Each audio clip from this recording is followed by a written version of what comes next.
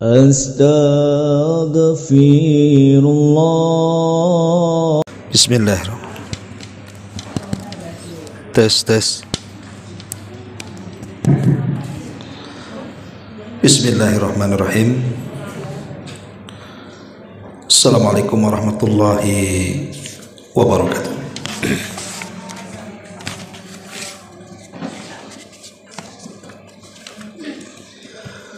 Alhamdulillah, wassalatu wassalamu ala rasulillah wa ala alihi wa sahbihi wa mawala, wala hawla wala quwata illa billahi wa ba'du.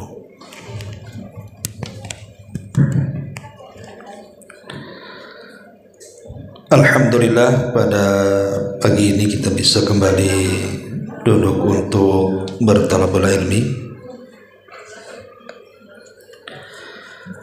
Dan pagi ini kita akan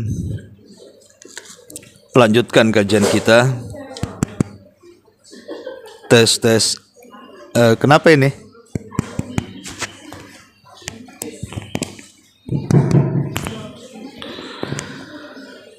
Dan pagi ini kita akan melanjutkan kajian kita, masih membahas tazkiyatun nufus, kiat mensucikan jiwa. Dan kita masuk pada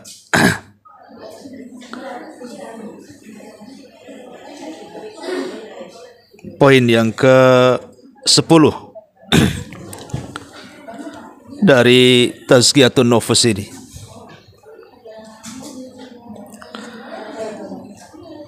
Dan tes. Kenapa ini ya? Kok nggak bunyi?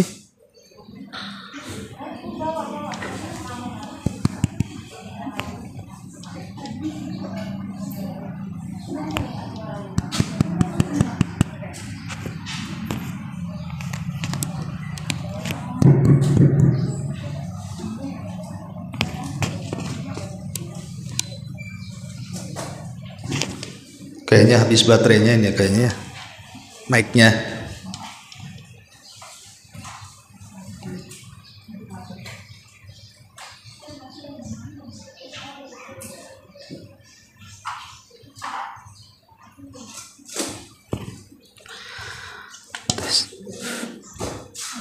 Tes.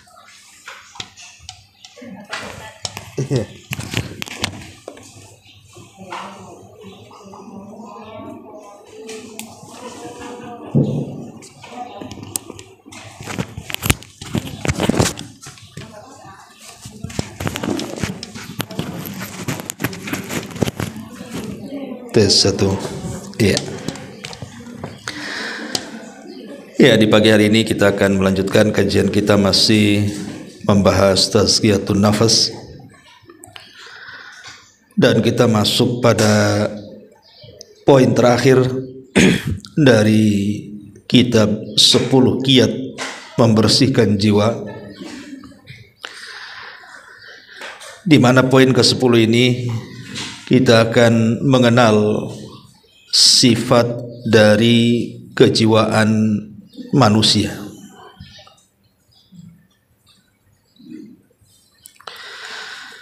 Ma'asyiral muslimat yang dimuliakan Allah Subhanahu wa taala.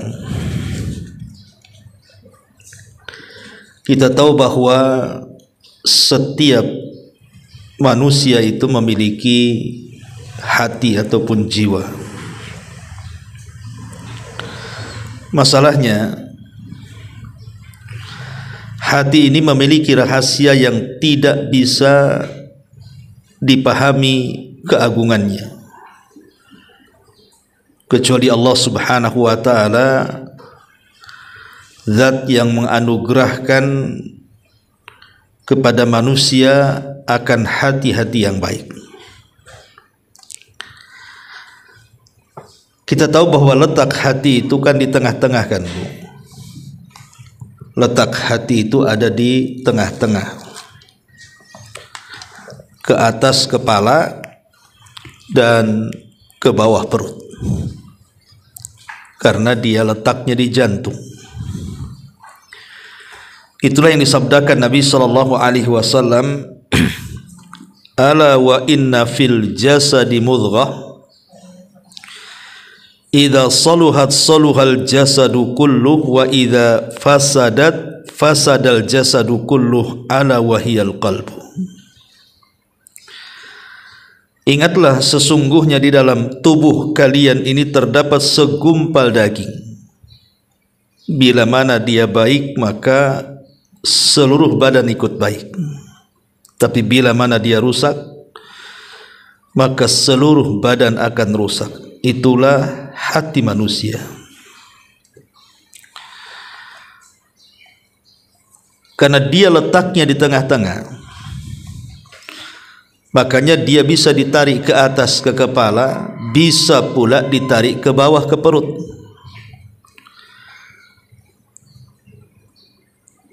Dan kita tahu bahwa kepala, kemudian jantung yang ada di dada dan juga perut itu memiliki rahasia tersendiri. Kalau saya tanya ibu, umpamanya ada seseorang yang hendak dibedah, dioperasi, satu operasi kepala, satu operasi jantung, satu operasi perut, kira-kira ibu milih yang mana?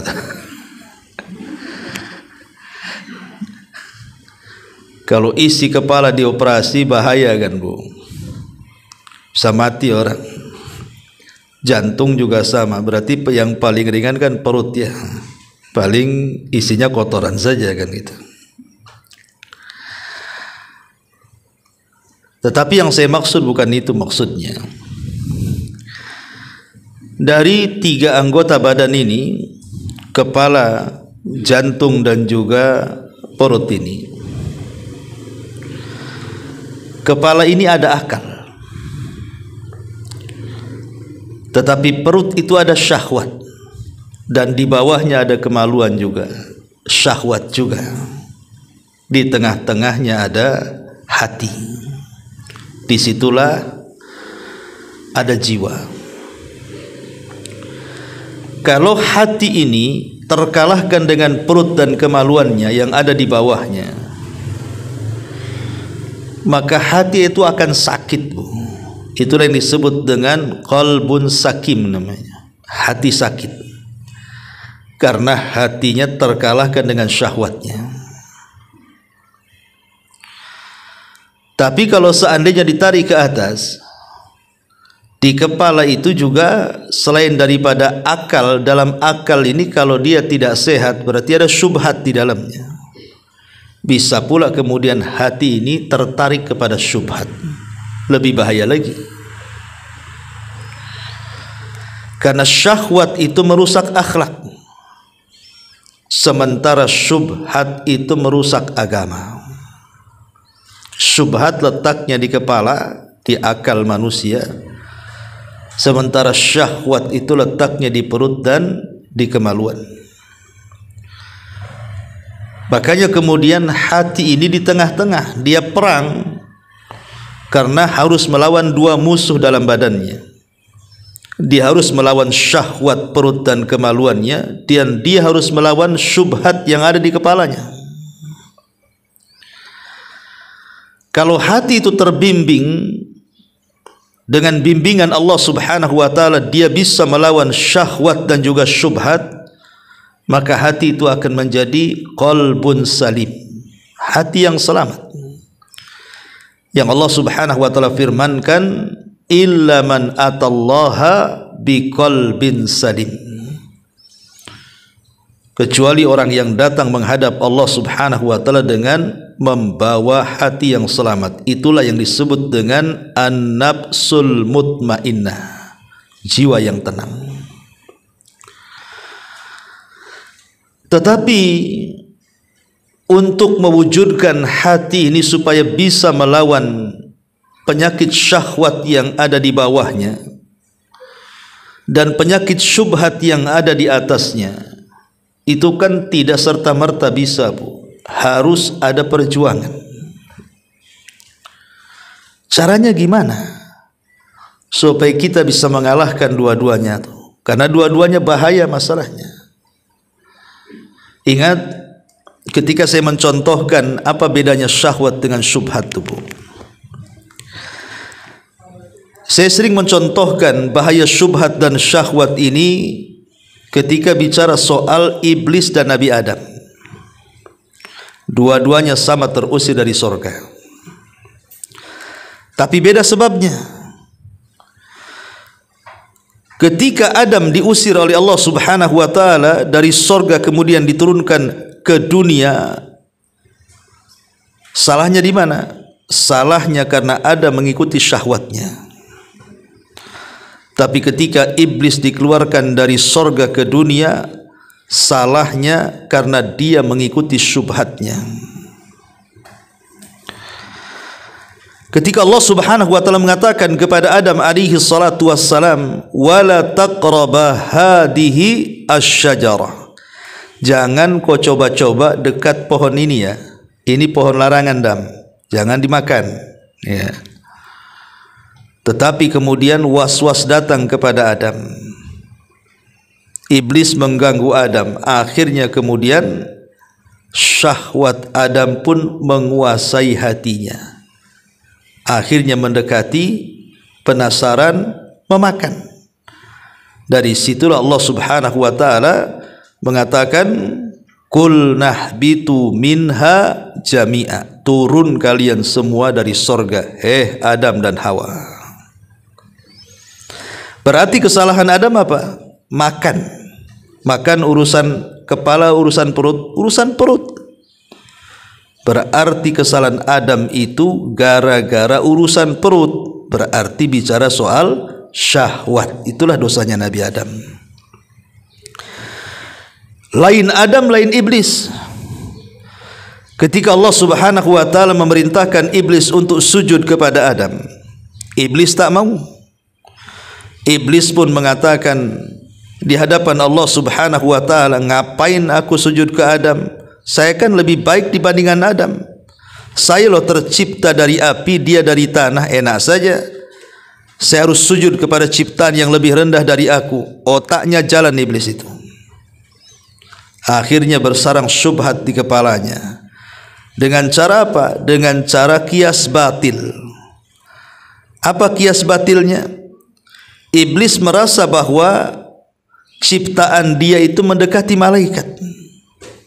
Karena yang namanya api dengan cahaya itu mirip-mirip, Bu. Tapi kalau cahaya dengan tanah kan beda gitu ya. Nggak ada mirip-miripnya sama sekali. Jadi iblis merasa dia dekat dengan malaikat. Dan malaikat makhluk mulia, sementara Adam jauh daripada para malaikat dari asal ciptaannya. Dari situlah dia mengatakan di hadapan Allah, "Ana khairum minhu, khalaqtani min nari wa khalaqtahu min tin." Aku lebih baik dibandingkan Adam. Kau ciptakan aku dari api, kau ciptakan Adam dari tanah. Di mana pemikiran iblis ini? Di otak dia, di kepala dia. Itulah yang menjadikan kemudian iblis tersyubhati dengan kalimat itu. Dari situlah Allah mengatakan, "Fakhruj minha fa innaka rajim." Keluar kau iblis dari sorga, kau makhluk yang terkutuk. Berarti kesalahan iblis apa? Syubhat di kepalanya. Itulah bedanya syahwat dengan syubhat. Satu bersarang di kepala yang disebut dengan syubhat, satu pula bersarang di perut dan kemaluan yang disebut dengan syahwat. Lah hati itu tengah-tengah tuh. Dia harus melawan ke atas, melawan ke bawah. Kata para ulama, bagaimana supaya hati kita ini tetap selamat? Lakukan 5 perkara. Pertama, latih kesabaran. Karena orang kalau tidak sabar hatinya, tidak akan selamat hatinya. Contoh mudah saja. Apabila datang musibah kepada ibu, entah kemalangan, entah kesehatan, entah ekonomi, sebutkan musibah apa saja, kematian, orang yang dicinta, dan begitu seterusnya, diomongin orang yang tidak-tidak gitu kan. Pokoknya musibah. Ibu kalau tidak sabar menghadapi musibah bisa kufur, Bu. Karena ada orang-orang yang menghadapi musibah itu mereka tidak sabar. Akhirnya karena tidak sabar, tasakhut dia. Mulutnya mulai bicara yang tidak-tidak kepada Allah Subhanahu wa taala, berakhir dengan kufur kepada takdir. Kenapa asik aku saja, kenapa dia tidak? Kenapa anakku begini, kenapa anak orang tidak? Kenapa ekonomi aku yang gulung tikar, kenapa orang yang bentang-bentang tikar? Dan begitu seterusnya. Akhirnya apa? Menolak takdir, Bu. Karena tidak sabar, hatinya sakit jadinya kan. Ini yang pertama. Yang kedua, salat. Makanya Allah Subhanahu wa taala mengatakan wasta'inu bis-sabri was-shalah. Mintalah pertolongan kepada Allah Subhanahu wa taala, pertama dengan sabar, yang kedua dengan salat. Kenapa mesti salat? Karena salat itulah yang menghubungkan hati kita dengan Allah. Makanya salat disebut salat karena silatun bainal abdi wa rabbih. Dia ada hubung kait antara hati dengan Rabbnya. Seorang hamba ketika berkomunikasi di dunia itu, dalam salat itulah dengan Allah Subhanahu wa taala. Kemudian yang ketiga, mujahadatun nafsi. Berusaha untuk melawan syahwat dan melawan syubhat. Jangan mudah mengikuti syahwat, jangan mudah mengikuti syahwat. Dilawan, jangan diam saja. Ah, saya tak mau. Ayolah ke sana, ayo gibah rame-rame, kan enak gibah rame-rame. Enggak mau. Jadi dilawan sama dia. Ya. Kemudian juga yang keempat, zikrullah azza wajal. Perbanyak zikir kepada Allah Subhanahu wa taala. Mengingat Allah Subhanahu wa taala baik dengan seperti talabul ilmi seperti sekarang ini kan. Ini bagian daripada zikir talabul ilmi ini. Ataupun zikir yang ma'ruf di lisan, terus mengucapkan nama-nama Allah Subhanahu wa taala, bertasbih, bertahlil, bertakbir dan begitu seterusnya. Dan yang terakhir, berdoalah kepada Allah Subhanahu wa taala. Karena yang membolak-balikan hati kita itu adalah Allah. Ya muqallibal qulub, tsabbit qalbi ala ta'atik. Wahai zat yang membolak-balikan hati, tetapkan hatiku di atas agamamu. Ya. Inilah 5 perkara yang bisa menjadikan hati kita bisa melawan syahwat dan juga syubhat. Lah di sini muallif hafizahullah taala ketika menyebutkan tentang mengetahui sifat kejiwaan manusia, beliau membagi hati menjadi 3. Lihat pada halaman ke-46-nya. Pertama, an-nafsu al-mutmainnah. Ada yang disebut dengan jiwa yang tenang. Kemudian yang kedua, ada yang disebut an-nafsul lawwamah, jiwa yang gemar mencela. Dan yang ketiga, an-nafsu ammaratum bisu, jiwa yang mengajak berbuat keburukan terus. Baik, kita akan ulas satu persatu. Pertama, jiwa yang tenang. Memiliki jiwa yang tenang itu, Bu, itu tentu enak. Karena hati kalau tenang itu semua jadi lapang kan. Hati kalau tenang lapang semuanya. Walaupun dia hidup di rumah sempit, tapi kalau hati sempit, yang lapang pula jadi sempit. Kita baca sedikit perkataan pengarang di sini. Jiwa yang tenang lantaran keimanan dan ingat kepada Allah Subhanahu wa taala. Jadi penyebab jiwa yang tenang itu, kata beliau, adalah iman. Iman yang menghujam dalam dada. Dan juga mengingat Allah Subhanahu wa taala. kemudian beribadah kepada Allah Subhanahu wa taala, dan semangat yang tinggi terhadap keimanan itu sendiri, artinya semangat untuk terus memperbaharui keimanan. Allah Subhanahu wa taala mengatakan di sini, alladzina amanu wa tatma'innu qulubuhum bi dzikrillah. Ala bi dzikrillahi tatma'innul qulub. Orang-orang yang beriman dan hati mereka menjadi tentram dengan mengingat Allah, ketahuilah hanya dengan mengingat Allah hati itu menjadi tentram. Dan Allah Subhanahu wa taala mengatakan di sini, ya ayyatuhan nafsul mutmainnah irji'i ila rabbiki radiyatan mardiyah fadkhuli fi ibadi wadkhuli jannati. Wahai jiwa yang tenang, kembalilah kepada Tuhan dengan hati yang puas lagi diridhoi, maka masuklah ke dalam jamaah hamba-hambaku, kemudian masuklah kalian ke dalam surgaku. Jadi hati yang tenang itu, kata pengarang di sini, adalah hati yang dipenuhi dengan keimanan. Sebab kalau iman sudah menghujam dalam dada, Bu, itulah yang menggerakkan badan kita. Jadi kalau iman itu sudah bersarang di dada, Bu, maka iman itulah yang menggerakkan lisan akhirnya terus berzikir, yang menggerakkan badan akhirnya bergerak ke tempat-tempat yang berpahala. Kemudian mata tidak memandang kecuali yang dihalalkan, telinga tidak mendengar kecuali yang dibolehkan, lisan tidak mungkin bicara kecuali dengan tutur kata yang baik, dan begitu seterusnya, karena iman ini menggerakkan semuanya.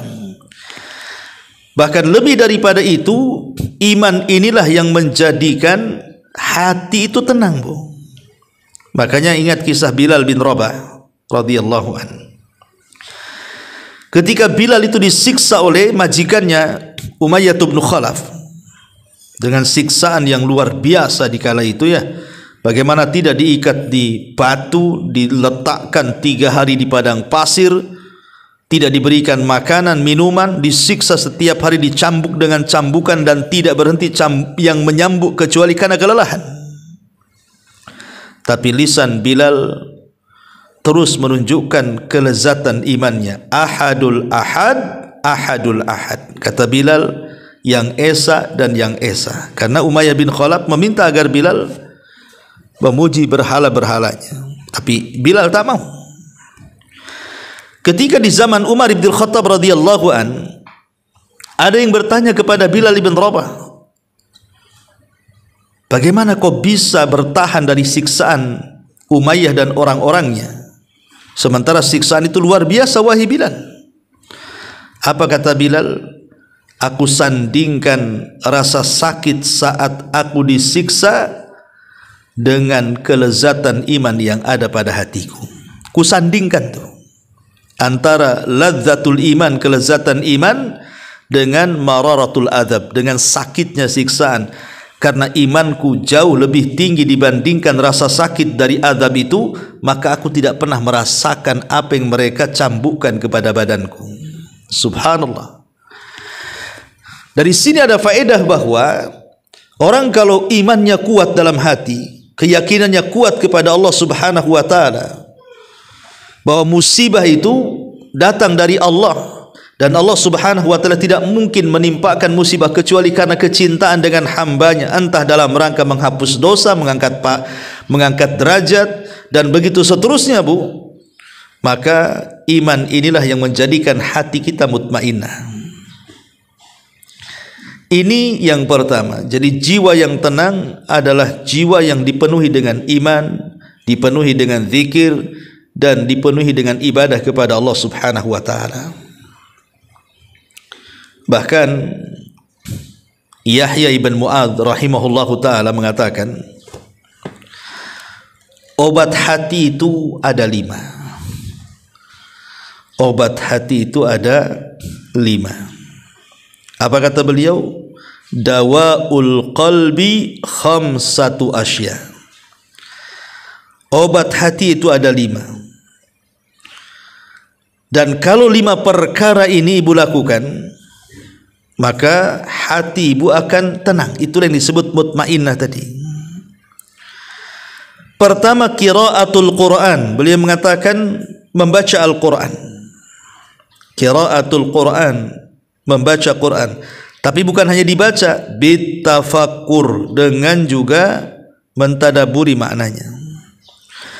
Yang kedua, khala'ul batni, mengosongkan perut, artinya berpuasa. Kemudian yang ketiga, qiyamul laili, berusaha untuk salat malam. Kemudian yang keempat, wattadarru indas sahari, kemudian berdoa di akhir malam. Dan yang terakhir, mujalasatus salihin, duduk bersama orang saleh. Baca Quran dengan tafakur, kemudian berpuasa, kemudian qiyamul lail, berdoa di akhir malam, dan berkawan dengan orang saleh. Kalau 5 perkara ini ibu lakukan, maka ibu akan merasakan ketenangan hati. Itulah disebut mutmainnah namanya, hati yang tenang. Ini yang pertama. Yang kedua, kata beliau di sini, an-nafsu al-lawwamah, jiwa yang gemar mencela, yaitu jiwa yang sering mencela pemiliknya jika berbuat kesalahan atau lalai dalam melaksanakan kewajiban dan tidak mengerjakan ketaatan dengan sempurna. Hal ini sebagaimana disebutkan dalam firman Allah Azza wa Jal, wala uqsimu bin nafsil lawamah, dan aku bersumpah dengan jiwa yang amat menyesali dirinya. Jiwa lawamah ini, Bu, hati al-lawamah. Lawam itu artinya mencela. Memang ada sebagian ulama mengatakan lawam itu artinya hati yang ragu, bimbang. Ya. Bimbangnya ini maksudnya terkadang condong kepada kebaikan, terkadang condong kepada keburukan.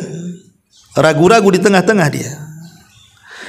Tapi ada yang mengatakan bahwa lawamah ini bisa terangkat menjadi mutmainnah, tapi bisa kemudian terjun menjadi amaratun bisu, hati yang jelek. Seperti apa contohnya?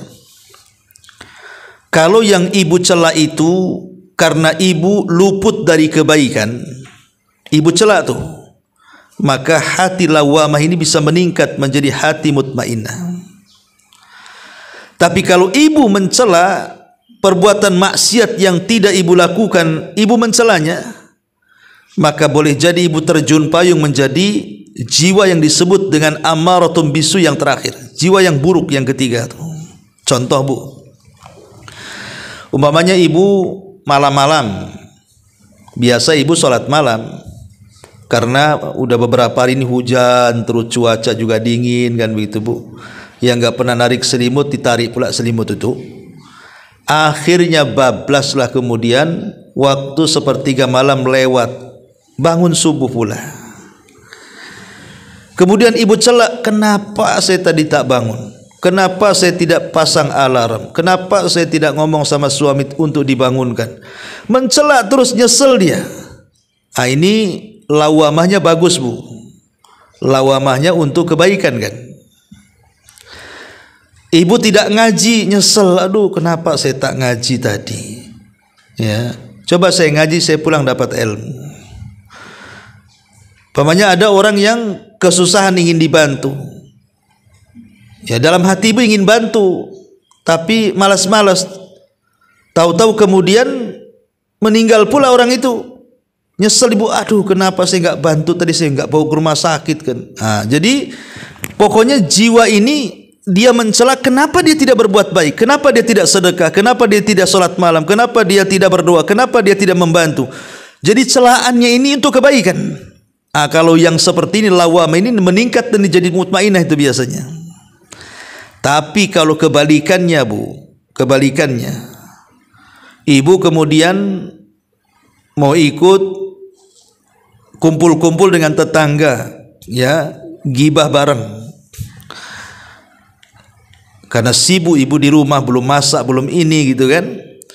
Kemudian siang-siang datang kawan yang ngasih tahu, oh kamu tadi kalau hadir bagus loh, rame loh, seru loh katanya.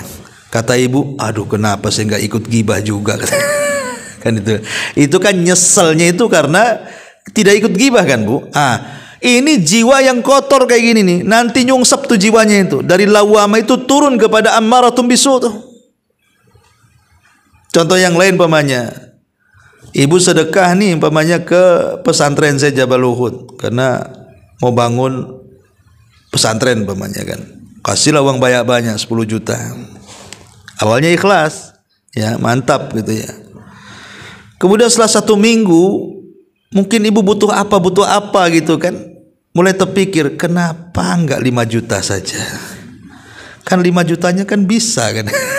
Itu ya kan. Nah ini namanya lawama yang jahat kayak gini nih Bu. Orang sudah sedekah lah kan begitu, ngapain kemudian disesalkan. Ini bisa jadi ammaratum bisu jadinya tuh. Nah, jadi mencela itu kemana tuh celaannya tuh? Kenapa saya nggak ikut terlibat? Coba sih ikut terlibat di situ kan seru juga tuh. Jadi hal-hal yang seperti ini lihat itu disebut lawamah namanya. Dan kalau bisa lawamah ini seperti yang difirmankan Allah Subhanahu wa taala di dalam surah Al-Mu'minun ayat 60 kan. Ketika Allah Subhanahu wa taala mengatakan walladzina yu'tuna ma atau wa qulubuhum wajilah annahum ila rabbihim rajiun. Dan orang-orang yang memberikan apa yang telah mereka berikan, maksudnya sedekah dengan hati yang penuh rasa takut, karena mereka tahu bahwa sesungguhnya mereka akan kembali kepada Tuhan mereka. Ketika itu Aisyah radhiyallahu anha bertanya soal ini kepada Nabi sallallahu alaihi wasallam, apakah mereka orang-orang yang mencuri? Apakah mereka orang-orang yang minum khamr? Kata Rasul, bukan. Mereka adalah orang-orang yang berpuasa, mereka orang-orang yang salat, mereka orang-orang yang bersedekah, tetapi mereka takut kalau amalan mereka itu tidak diterima. Maka biasakan Bu, kalau kenapa coba ibu harus meresapi kalimat istighfar setelah salat itu kan? Kan setelah salat itu ada zikir. Zikir yang pertama ibu ucapkan apa? Astaghfirullahaladzim, astaghfirullahaladzim, astaghfirullahaladzim kan gitu. Itu kalimat itu bukan hanya diucapkan rutinitas, tidak ada maknanya, bukan ya. Tetapi kalimat istighfar selepas solat, dan itu menjadikan zikir pertama dalam solat selepas solat yang kita lakukan dari solat-solat wajib itu. Maksudnya istighfar itu kita menyesal, jangan-jangan dalam solatku tadi ada yang kurang, entah khusyuknya, entah tumakninahnya, entah gerakannya, entah bacaannya. Makanya istighfar pertama kali setelah solat itu, karena takut kalau solatnya tidak diterima, gitu maksudnya. Nah, itu disebut lawamah namanya ya. Dan jiwa seperti ini juga dimiliki oleh para nabi nanti pada hari kiamat Bu. Pada hari kiamat, ketika manusia berbondong-bondong datang kepada Nabi Adam alaihi salatu wassalam minta syafaat, syafaatul udhma. Apa kata Nabi Adam? Ya, aku tidak bisa memberikan syafaat kepada kalian karena aku pernah melakukan dosa yang membuat Allah murka, dan tidaklah Allah murka sebelum dan sesudahnya, karena aku pernah memakan buah larangan. Nafsi nafsi idhabu ilan Nuh, urus diri kalian sendiri, pergilah kepada Nuh, mungkin Nuh bisa membantu kalian. Jadi Adam menyesal karena dia tidak bisa membantu keturunannya, karena dia pernah berbuat salah, kan begitu. Makanya kalau seandainya ada penyesalan, itu penyesalan untuk kebaikan. Tapi jangan hanya menyesal saja. Menyesal ini digunakan jembatan untuk terus memperbaiki amalan kita. Ini yang kedua. Yang ketiga, an-nafsu ammaratum bisu, jiwa yang mengajak berbuat keburukan, jiwa yang menyuruh pemiliknya melakukan perbuatan-perbuatan haram, mengerjakan dosa, mengarahkannya ke tempat-tempat yang mungkar, lokasi-lokasi yang hina, serta mendorongnya untuk melaksanakan perbuatan buruk dan tercela. Artinya jiwa yang terus memerintahkan untuk melakukan kemaksiatan kepada Allah. Makanya Allah mengatakan wa ma ubarri'u nafsi Innan nafsa la ammaratun bisu illa man rahima rabbi. Dan aku tidak membebaskan diriku dari kesalahan, karena sesungguhnya nafsu itu selalu menyuruh kepada kejahatan, kecuali nafsu yang diberikan rahmat oleh Rabbku. Ingat kisah pembunuhan pertama dalam dunia ini, Bu. Siapa? Kisah Qabil dengan Habil, kan? Di mana Allah Subhanahu wa taala mengatakan, "Watslu alaihim naba abnai Adam bil haq idh qarraba qurbanan fatukubbila min ahadihima wa lam yutaqabbal minal akhar qala la aqtulannak qala innama yataqabbalullahu minal muttaqin." Kata Allah Subhanahu wa taala, bacakan wahai Muhammad kepada mereka tentang kisah dua putra Adam. Ketika keduanya berkurban, kenapa berkurban? Karena ketika itu Qabil tidak menerima arahan ayahnya Adam supaya menikah dengan kembarannya Habil, kan? Disangkanya itu pandai-pandai Adam saja, padahal itu perintah Allah. Maka untuk membuktikan itu perintah Allah, makanya kemudian disuruhlah berkorban keduanya itu. Maka berkorbanlah keduanya. Setelah berkorban, apa yang terjadi? Allah Subhanahu wa taala kemudian menerima korbannya siapa? Habil, dan menolak korbannya Qabil. Disinilah kemudian Qabil marah dan mengatakan, aku bunuh kamu, karena sudah ada hasad dalam hatinya. Tapi kemudian Habil mengatakan, masalah korban itu bukan masalah apa yang kita korbankan, tetapi Allah itu hanya menerima korbannya dari orang-orang yang bertakwa. Tapi apa yang terjadi? Allah Subhanahu wa taala menjelaskan, fatawwa'at lahu nafsuhu qatla akhi. Kan begitu Quran mengatakan. Maka kemudian Habil sendiri terbentik dalam hatinya betul-betul ingin membunuh saudaranya. Fatawwa'at lahu nafsuhu qatla akhi. Jiwanya mulai memberontak, dia ingin betul-betul membunuh saudaranya. Terjadi pembunuhan itu, terjadi faqatalahu fa asbaha minal khasirin. Betul-betul Qabil itu membunuh si Habil, maka dia termasuk hamba Allah yang rugi. Lihat bagaimana jiwa itu mudah untuk memerintahkan keburukan, dan terkadang badan kita ini tidak bisa melawannya. Akhirnya kemudian apa yang dikehendaki itu betul-betul dilaksanakannya. Seperti Qabil ini baru ada keinginan, betul-betul dilaksanakan, kan? Itulah jiwa. Jiwa ini terkadang ammaratun bisu, memerintahkan kepada keburukan. Makanya perlu dilawan, gitu ya, perlu mujahadah sebagaimana yang sudah saya jelaskan tadi. Makanya kemudian kata pengarang di sini, pada dasarnya ketiga sifat jiwa ini sebenarnya merupakan kondisi-kondisi yang berkaitan dengan jiwa. Jiwa itu satu tapi sifatnya tiga, gitu maksudnya. Hati orang kan satu, Bu, tapi sifatnya tiga. Ada yang tenang, ada yang pencela, ada juga yang selalu memerintahkan kepada keburukan. Oleh sebab itu ketiga kondisi tersebut dapat berganti dan berubah-ubah berdasarkan faktor-faktor luar yang mempengaruhi kejiwaan.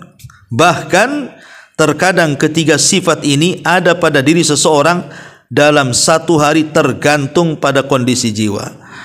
Ya, Bu, kadang-kadang satu hari ini kadang-kadang baik hatinya, kadang-kadang jahat, kadang-kadang mencela. Itulah berubah. Makanya kan yang memegang hati itu kan Allah. Ketika Ummu Salamah berkata kepada Rasul, kenapa doa itu aja yang kau baca wahai Rasul? Ya muqallibal qulub, tsabit qalbi ala ta'atik. Wahai zat yang membolak-balikan hati, tetapkan hatiku di atas ketaatan kepadamu. Kata Rasul, hei Ummu Salamah, hati itu yang memegang Allah. Dia bisa menyesatkan dan dia bisa memberikan hidayah. Terkadang satu hari kita bisa jadi jahat, kita bisa jadi baik, kita bisa jadi ragu-ragu tuh. Makanya penting kita ini berdoa terus supaya hati kita ini diperbaiki terus, ya. Kemudian kata pengarang di sini, para ulama telah memberikan beberapa contoh yang menjelaskan kondisi kejiwaan manusia agar seorang muslim dapat memahami kejiwaannya dengan mudah dan dapat bersungguh-sungguh dalam memperbaiki jiwanya. Pertama, Al-Imam Al-Ajuri rahimahullahu ta'ala menyebutkan sebuah contoh dalam kitabnya Adabun Nufus. Beliau berkata, saya beri sebuah contoh yang tidak asing lagi, insyaallah. Ketahuilah bahwa sesungguhnya jiwa itu bagaikan anak kuda jantan yang indah. Jiwa kita ini, kata Imam Al-Ajuri, seperti anak kuda jantan yang sangat indah. Apabila seseorang melihatnya, maka mereka akan merasa takjub terhadap keindahannya dan keelokannya. Lantas seorang ahli hewan berkata, kuda ini tidak akan bisa dimanfaatkan hingga dilatih dengan bagus, diajarkan dengan baik. Setelah itu barulah ia akan bermanfaat dan dapat digunakan untuk mengejar, melarikan diri. Kemudian orang yang menungganginya pun akan memuji hasil pelatihan dan pembelajaran kuda ini. Namun bila dia tidak dilatih, maka keinginan dan keelokannya tidak dapat dimanfaatkan oleh si penunggang pun tidak akan memuji performa kuda itu setelah menggunakannya untuk suatu keperluan. Apabila pemilik kuda jantan tersebut menerima saran dari ahli hewan itu, maka ia akan tahu bahwa sarannya memang benar, sehingga ia pun akan menyerahkannya kepada orang pelatih kuda untuk dilatihnya. Kemudian tidak mungkin seseorang layak menyandang status sebagai pelatih kuda kecuali bila ia memang mengetahui teknik dan seluk-beluknya. Di samping memiliki teknik melatih, ia juga harus sabar dalam pekerjaannya. Jika pemilik kuda itu menemani si pelatih saat melatih kudanya dan menerima nasihat-nasihatnya, maka nantinya ia dapat bermanfaat untuk kudanya. Namun jika seorang pelatih itu tidak memiliki kemampuan dalam ilmu taktik melatih dan mengajari kuda, ia justru akan merusak kuda tersebut, melelahkan dirinya sendiri, dan si pemilik kuda pun tidak akan memuji hasilnya. Apabila si pelatih memiliki ilmu dalam teknik melatih dan mengajari kuda, tetapi dengan keilmuannya ia tidak sabar dan menghadapi kesulitan melatih, lebih suka berhela-hela serta menunda-nunda apa yang seharusnya segera dilakukannya dalam pelatihannya, maka hal itu pun juga tidak akan merusak kuda tersebut, menyakitinya, dan tidak bisa dimanfaatkan untuk mengejar atau melarikan diri. Orang yang seperti itu berpenampilan meyakinkan namun ternyata tidak berpengalaman. Apabila si pemilik kuda tersebut yang melatih kuda itu sendiri, niscaya ia akan menyesali kelalaiannya. Jika penyesalan sudah tidak lagi berguna, yaitu pada saat itu melihat kondisi orang lain yang mampu mengejar dan menangkap buruannya, dan ketika hendak melarikan diri pun ia mampu menyelamatkan dirinya, sementara ketika ia yang mengejar maka ia tidak berhasil menyusul buruannya, dan ketika ia hendak melarikan diri maka ia tidak mampu hingga akhirnya dia tidak selamat. Semua itu disebabkan oleh kelalaian dan kurang sabar meskipun ia telah mengetahui tekniknya. Kemudian ia mencela dirinya sendiri dan menegur keras seraya berkata, "Mengapa kamu teledor? Kenapa kamu lalai? Segala sesuatu yang aku benci berbalik kepadaku karena tidak ada kesabaranku." Semoga Allah memberikan kita pertolongan. Ini salah satu contoh. Apa faedahnya di sini? Lihat di sini. Wahai para pembaca yang dirahmati Allah, renungkanlah kandungan ilmu dari perumpamaan ini dan pahamilah, niscaya kalian akan beruntung dan selamat. Pada perumpamaan pertama, Imam Al-Ajuri ini menjelaskan kondisi jiwa manusia yang mana ia bagaikan anak kuda yang masih butuh pelatihan dan kesabaran dalam melatihnya. Begitu juga mengetahui faktor-faktor apa saja yang mampu memperbaiki dan mensucikan jiwanya. Jika seorang lalai dalam mengaplikasikan ilmu ini, dan dalam proses pelatihan ini maka ia akan sangat menyesal kelak di akhirat nanti. Artinya pada dasarnya jiwa itu kan polos-polos saja, Bu. Kita pada dasarnya hati, lihat anak-anak tuh. Anak-anak itu hatinya kan masih bersih, masih polos, ya kan? Bukti kepolosan anak itu kalau anak bertengkar kan, Bu. Anak bertengkar itu hitungan detik dia bisa baik lagi kan, Bu. Coba ibu yang bertengkar setahun, Bu. Mungkin kayak Bang Toib 3 tahun tak mau akur itu, ya. Itu menunjukkan bahwa anak kecil itu hatinya masih suci kan? Karena bertengkar sebentar, akurnya sebentar. Kita pula bertengkar sebentar, akurnya loh sampai mati, ya. Nah, itulah menunjukkan seperti kondisi kuda ini kan, kuda ini masih muda, cantik, tapi kalau tidak dirawat, tidak dilatih, buat apa dia?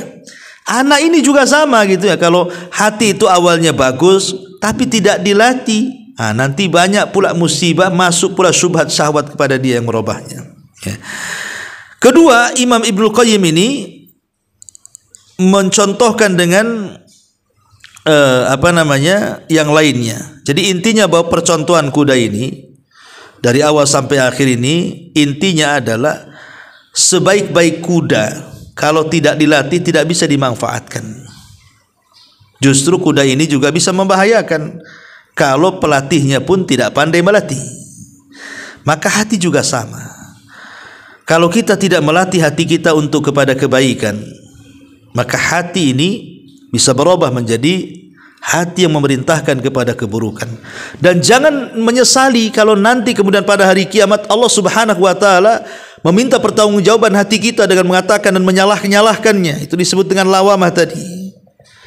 Ya, ini juga diantara permisalan yang disebutkan oleh mu'alif rahimahullah taala di sini. Kemudian yang kedua, Imam Ibnu Qayyim di sini mencontohkan dengan berkata, jiwa itu ibarat gunung yang besar dan sulit didaki. Namun ia adalah penghalang yang harus dilewati. Ketika menyisiri jalan menuju Allah, dan setiap orang yang ingin menyisiri jalan itu harus melewati gunung tersebut sehingga mereka harus mendakinya, maka di antara mereka ada yang kesulitan melaluinya, ada pula yang mudah melaluinya, dan sungguh ia akan sangat mudah melalui bagi mereka yang Allah mudahkan. Pada gunung tersebut terdapat lembah-lembah dan jalan bercabang-cabang, berkelok-kelok, ya kan, curam, duri, tanaman berduri, dan begitu seterusnya. Belum lagi begal yang mencegat, terutama mereka yang biasa melakukan perjalanan di malam hari. Alangkah baiknya apabila mereka memiliki bekal keimanan dan lentera keyakinan yang dinyalakan menggunakan minyak kekhusyuan. Jika tidak demikian, maka rintangan-rintangan tersebut akan menghalang, sehingga para pembegal akan menjadi leluasa dalam merampok serta menghalangi jalan.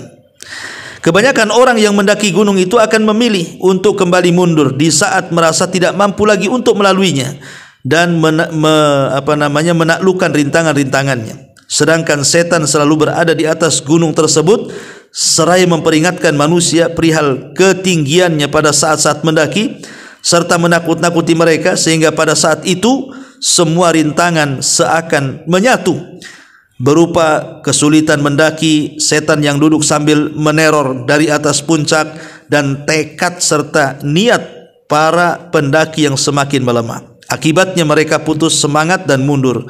Sementara orang yang maksum dilindungi ialah orang yang Allah lindungi dari dosa. Semakin tinggi posisi orang itu ketika mendaki gunung, maka semakin kuat pula teriakan si peneror sambil memperingatkan dan menakut-nakuti. Namun jika ia telah berhasil melaluinya hingga mencapai puncak, maka semua rasa takut akan berbalik menjadi rasa aman. Kala itulah perjalanan menjadi mudah, sirnalah segala halangan rintangan di jalan, kesulitan dari jalan yang terjal, dan ia akan melihat jalan yang luas lagi aman. Ia akan sampai ke persinggahan dan ke peristirahatan yang ada di atas. Terdapat panji-panji dan tempat-tempat tinggal yang dipersiapkan bagi orang-orang yang ingin kembali menuju Sang Pengasih. Artinya di sini, kalau tadi cerita kuda, ini cerita gunung, ya. Maksudnya ada orang yang Allah mudahkan naik gunung, ada orang yang Allah tidak mudahkan naik gunung. Bagi orang-orang yang kuat tekadnya, kata Imam Ibnul Qayyim ini, pasti dia akan naik ke sana. Tapi bagi yang lemah tekadnya, maka akan gagal dalam menaikinya. Apalagi kemudian banyak rintangan dan halangan ketika mendaki itu. Begitulah hati manusia ketika menuju Allah. Pasti akan banyak rintangan di tengah jalan kan. Ada orang yang ingin sedekah jadi tidak sedekah karena setan datang, jangan sedekah nanti miskin, tak jadi, ya kan? Ada orang yang hendak berbuat baik, nggak usah dulu, kamu masih banyak keperluan, tak jadi berbuat baik. Mau sholat, tunggu dulu, itu pelanggan banyak, nanti lari kau sholat hilang pula tuh yang beli itu. Akhirnya sibuk dengan jualannya, dan begitu seterusnya kan.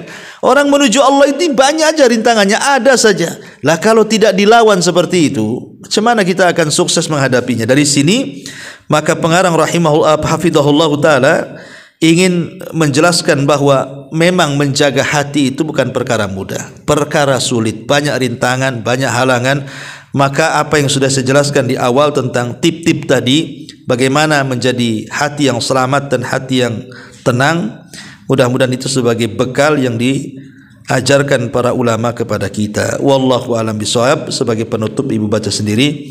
Berarti berakhirlah kajian kitab Tazkiyatun Nufus, 10 kiat mensucikan jiwa. Wallahu a'lam. Nanti kedepannya kita mau ngaji apa, cuman kalau saya boleh saran, biar kitabnya agak tebel, agak lama ya, mungkin ibu bisa gantilah kitabnya yang agak ini, kitab Adabul Jami itu juga boleh bu, ya. Nah itu sebenarnya kitab itu diambil dari kitab Bulughul Maram pada halaman jilid yang terakhir. Halaman yang terakhir namanya Kitabul Jami, tapi sudah dibukukan dan sudah disyarah dengan begitu bagus. Ya, boleh juga lah, itu juga bagian daripada kitab akhlak, kitab Tazkiyatun Nufus. Mungkin saran saya itu, tapi kalau ada kitab lain yang ibu mau pelajari ya tidak apa-apa. Ya, wallahu alam. Sebelum saya tutup, silakan kalau ada yang bertanya.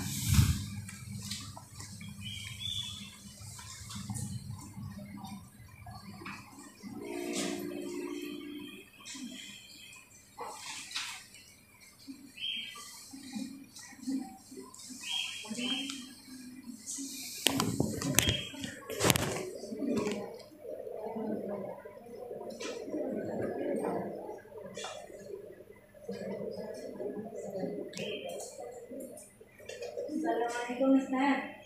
Ya, waalaikumsalam warahmatullahi wabarakatuh. Ya nanti jadi kajian depan insya Allah ikut yang saran Ustaz aja Ustaz. Oh gitu ya, boleh, nanti saya kirim itunya kitabnya biar dipesan dulu kayak biasa. Ya nanti sementara kita belum datang, ya kita tematik dulu sampai kitabnya datang ya. Itu saja saya kira yang bisa sampaikan. Kita tutup doa kafaratul majlis. Subhanakallahumma bihamdika, asyhadu an la ilaha illa anta, astaghfiruka wa atubu